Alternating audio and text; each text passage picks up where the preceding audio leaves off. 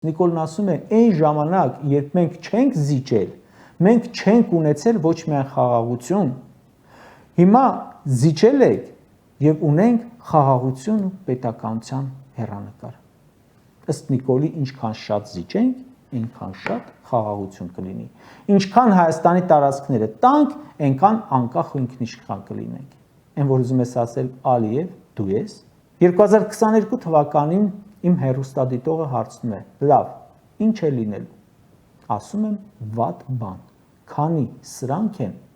ես սարսափում եմ։ Դե ասում է չափազանցնում ես, չի կարող պատահել, էլ սրանից ավելի էլ ինչ պիտի լինի։ Այն ժամանակ դեռ Արցախի մի մասը կար, ժողովուրդն էլ իր տներում էր հիմնականում, բլոկադա էլ չէին տեսել 30 տարի։ Դրանից հետո տեղի են ունենում ջերմուկի դեպքերը։ 2023-ին էլի հարցնում է. ինչ է լինելու։ Պատասխանում եմ վատ բան է լինելու, քանի սրանք են։ Ասում է չի կարող պատահել, ինչ ուզել են, ստացել են։ Էլ ինչի պետք է վատ բան լինի։ Տեղի են ունենում Արցախի դեպքերը, բռնագաղթը։